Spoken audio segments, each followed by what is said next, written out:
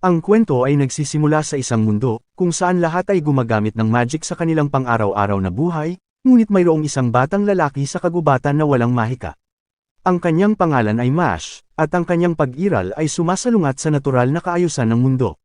Nakatira siya sa isang kubo kasama ang kanyang ama na si Regro, kung saan ine-enjoy nila ang kanilang buhay ng magkasama. Sa tuwing umuuwi si Mash ay lagi niyang nasisira ang pinto, nakakalimutan niya kung itulak ba o hilahin. Nagalit si Regro, ngunit humingi ng paumanhin si Mash at nangako na aayusin ito.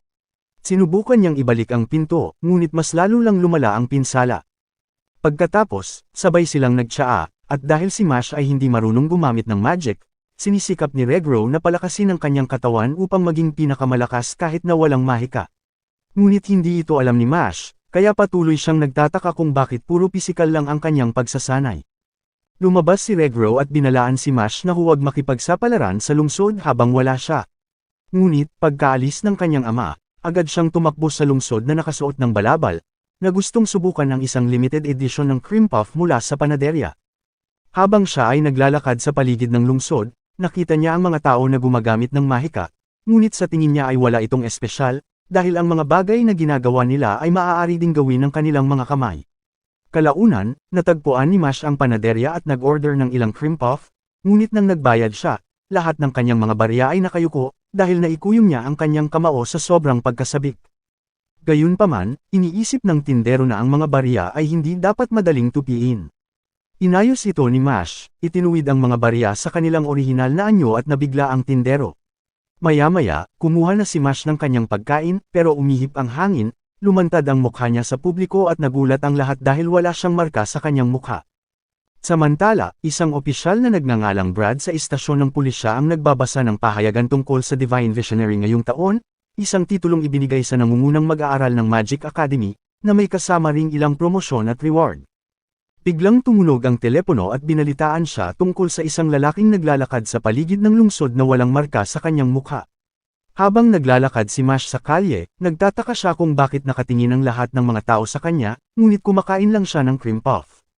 Nabangga ni Mash ang isang lasing na opisyal na nagngangalang Terry, na mantsahan ang kanyang uniforme at pinagalitan siya. Sa galit, hinampas ni Terry ang pagkain sa kanyang kamay habang patuloy na lumalabas ang mga masasakit na salita sa kanyang bibig. Gayunpaman, hinubad ni Mash ang uniforme ng opisyal, ngunit may mabuting hangarin si Mash na sinasabi kay Terry na labhan niya ito para sa kanya. Sa sandaling iyon ay dumating si Brad, tinanong si Terry kung bakit siya nakahubad. Tumingin siya kay Mash, sa pag-aakalang siya ang lalaking nabanggit sa report, kaya nilapitan niya ito. Ngunit, dumating si Regro at hinawakan ang kanyang anak at tumakbo palayo, habang si Brad ay nagcast ng isang mahiwagang ibon upang sundan sila. Pagdating sa bahay, pinagalitan ni Regro ang kanyang anak sa pagpunta sa lungsod sa kabila ng kanyang babala. Gayunpaman, pinatawad pa rin niya si Mash sa huli, ngunit pinarusahan niya ito sa pamamagitan ng pag-uulit sa kanyang ehersisyo, at si Mash ay agad na umalis ng bahay upang magsanay. Iniisip ni Regro na talagang mabuting bata si Mash, at hindi niya masisisi ang pagnanais nitong pumunta sa lungsod dahil buong buhay niya ang pagtatago sa kagubatan. Samantala, iniisip ni Regro kung paano niya haharapin ang mga pulis nang makita niyang pinagmamasdan sila ng ibon ni Brad mula sa kanyang bintana. Biglang dumating si Brad kasama ang kanyang mga tauhan, tinanong si Regro kung nasaan ang kanyang anak. Si Mash ay patuloy sa kanyang pagsasanay sa kagubatan, binuhat ang barbell na parang papel lamang, at agad na tinapos ang kanyang pag-eehersisyo. Sa loob ng 5 minuto, bumalik siya sa bahay, ngunit nang buksan na niya ang pinto, narinig niya si Brad habang ipinapaliwanag niya na umunlad ang mahika, dahil naalis na nila ang lahat ng taong hindi maaaring gumamit ng magic na kinakailangan ng sakripisyo para sa mas magandang mundo. Tinulak ni Brad si Regro, sinabi sa kanya na ang pagtatago sa walang marka ay isang malubhang pagkakasala, ngunit tumanggi si Regro na sabihin sa kanila ang tungkol sa kinaroroonan ng kanyang anak. Sa isang flashback, si Regro ay palaging itinuturing na isang kabiguan sa lahat ng kanyang ginagawa. Nagpapatuloy ito hanggang sa pagtanda, at naisip niyang wakasan ang sarili niyang buhay, nang bigla niyang narinig ang isang sanggol na umiiyak. Napagtanto ni Regro na ang sanggol ay inabandona dahil wala siyang marka, at sa pag-iisip na pareho silang hindi gusto ng lipunan, nagpasya siyang palakihin ang sanggol bilang kanyang sariling anak. Sa kasalukuyan, sumigaw si Regro kay Mash na tumakbo, ngunit sinimulan siyang bugbugin ni Brad. Nang malapit na niyang tapusin si Regro, winasak ni Mash ang pintuan at sinuntok ang isa sa mga opisyal na nagpalipad sa kanya. Nilapitan siya ni Terry, ngunit hinubad ni Mash ang kanyang uniforme. Sinampal siya ng paulit-ulit hanggang sa bumagsak siya sa lupa. Pagkatapos, ibinunyag ni Mash na hindi siya tumakbo dahil si Regro lang ang kanyang pamilya, pero tinuwanan lang siya ni Brad, iniisip na wala siyang pagkakataon dahil hindi siya marunong gumamit ng magic.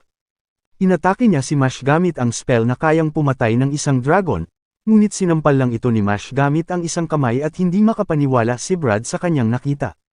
Sinundan ni Brad ng isang mas malakas na spell, ngunit tinaboy ito ni Mash na naging dahilan upang sumabog ito sa ibang lugar. Patuloy na umaatake si Brad gamit ang kanyang mahika, habang pinapalihis lang ni Mash ang kanyang mga pag-atake, at mukhang nagsasaya siya.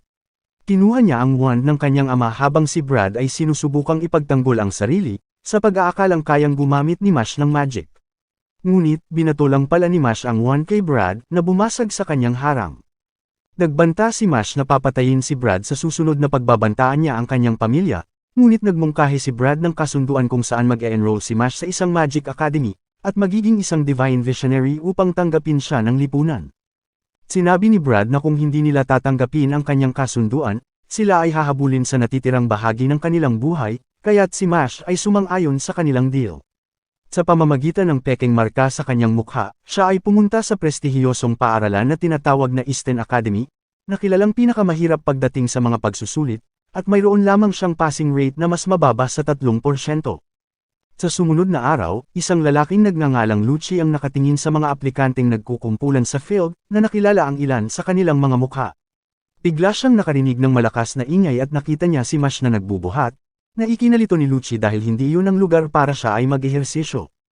Gayunpaman, pinakalma ni Lucci ang kanyang sarili at tumingin ulit sa field, kung saan nakita niya si Mash na nagbabasa ng fitness book habang ginagawa ang invisible chair, at napansin pa niya sina Brad at Regro sa kanyang likod, na sinusubukang bantayan si Mash.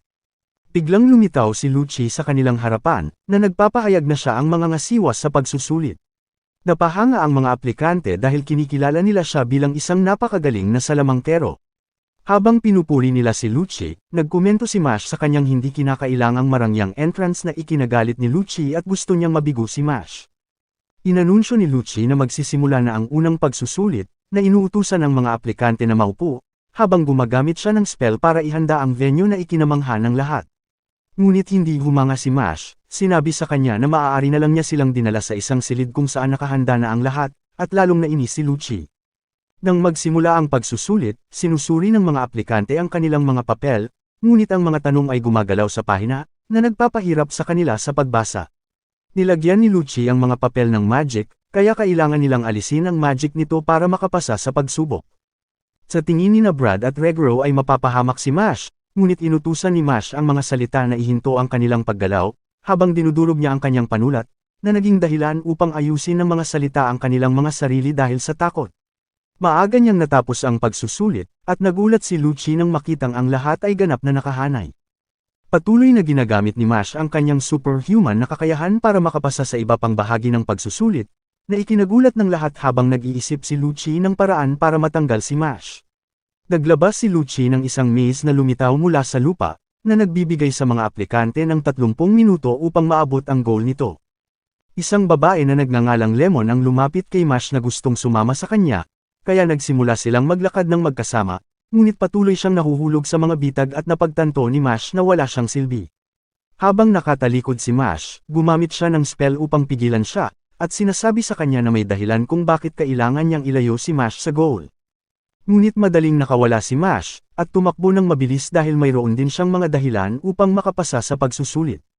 Pagkatapos, may isang nilalang na lumapit kay Lemon na nagtanong sa kanya ng bugtong, ngunit hindi niya ito sinagot kaya inatake siya nito. Subalit, sinuntok ito ni Mash at pinatumba sa isang suntok. Si Lemon ay nagtataka kung bakit niya ito niligtas, at ipinaliwanag ni Mash na naruroon sila para sa isang katulad na dahilan, kaya naawa siya sa kanya.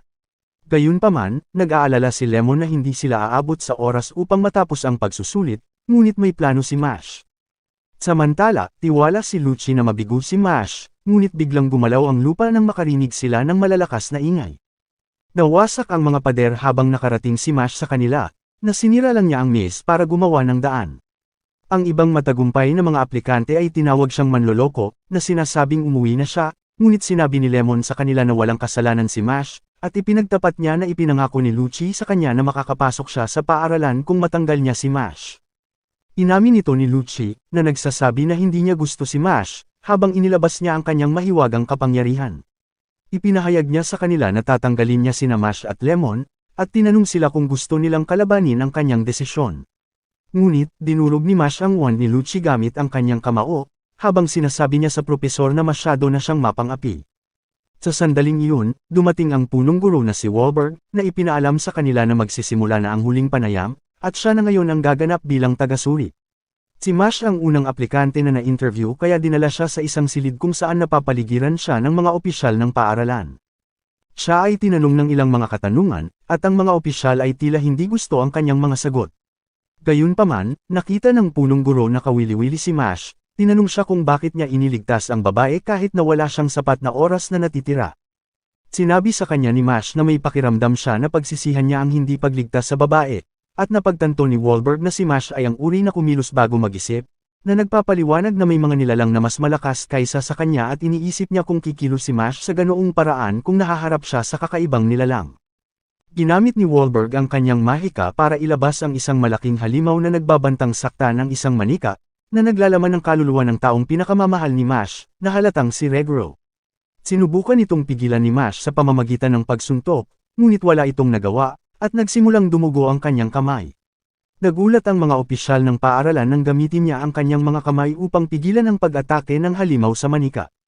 Napagtanto ni Wahlberg na si Mash ay isang taong kayang protektahan ang mga mahihina at kumalaban sa malalakas, kaya inalis niya ang halimaw at sinindihan ang mga kandila na nagpapakitang sinusubok lang si Mash habang tinatanggap siya sa Eastern Magic Academy.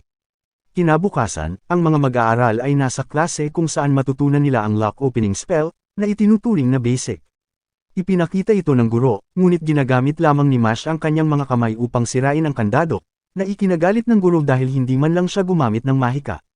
Ipinaliwanag ni Mash na siya ay hindi magaling sa magic, habang ang batang lalaki sa tabi niya na si Finn, ay nagsimulang makita siya bilang isang problema. Pagkatapos ng klase, hinanap ni Finn ang kanyang dorm, umaasang hindi niya makakasama si Mash. Kalaunan, natagpuan niya ang kanyang kwarto, ngunit nawawala ang pinto at nakita niya na si Mash ang nakahawak dito, na nagpaunawa sa kanya na sila ay magsasama sa isang silid. Nakilala nila ang isa't isa, at nagsimulang isipin ni Finn na si Mash ay isang normal na lalaki, ngunit bigla niyang pinakilala si Finn sa kanyang mga muscles, na nagpalagay sa kanya na si Mash ay isang baliw. Hiniling ni Mash kay Finn kung maaari niyang hiramin ang walis para sa susunod na klase, dahil nagdala siya ng isang higanteng ugat at iniisip na ito ay isang walis. Pinayagan ito ni Finn, at kinabukasan, sinanay sila ng guro na lumipad gamit ang walis. Sinubukan itong gawin ni Mash, ngunit hindi tumugon sa kanya ang walis, kaya kinukutya siya ng isang estudyante na sinasabing, pinapabagal niya lang ang klase. Ngunit tinadyakan ni Mash ang lupa, at lumipad ang walis patungo sa kanyang kamay.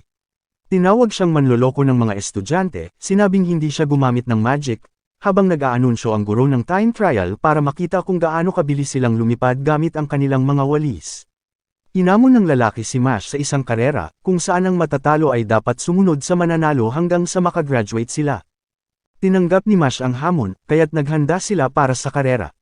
Samantala, nag-alinlangan ang kanyang instructor kung kaya ba niyang sumakay sa kanyang walis, ngunit sinimulan pa rin niya ang karera, at agad na nanalo si Mash na nagtatakda ng bagong world record sa kanyang bilis. Nataranta ang lahat dahil hindi man lang nila nakitang gumalaw si Mash, ngunit nakita ni Finn na inihagis ni Mash ang kanyang walis at tumalon upang siya ay sumakay habang nasa kalagitnaan ito ng hangin. Inakusahan ng estudyante si Mash ng pandaraya at naawa siya sa kanya, kaya binawi niya ang kanyang hamon. Ang lalaki ay nagpapatuloy sa kanyang pagsasalita, ngunit ang kanyang bibig ay tinatahi habang ang isang estudyanteng nagngangalang Cavill ay lumapit. Humingi siya ng paumanhin sa ngalan ng kanyang kaibigan, ngunit alam ng lahat na si Cavill ay isang masamang tao kaya nag-aalala sila kay Mash, na iniisip na siya ay magiging target lamang. Ipinakilala ni Cavill ang kanyang sarili kay Mash, ngunit nagkamali si Mash sa kanyang pangalan bilang Cabbage, kaya napatahimik ang lahat. Naghanda si Cavill na mag-cast ng spell, ngunit lumapit ang guro, ipinaalala sa kanila na nasa gitna sila ng klase, kaya sinabihan siya ni Cavill na makipagkita sa kanya pagkatapos ng klase, at umalis siya sa eksena. Habang pabalik sila sa kanilang silid, Ibinunyag ni Finn na si Cavill ay anak ng isang mataas na miyembro ng Bureau of Magic. Idinagdag niya na mapapatalsik si Mash kung makikipag-usap siya kay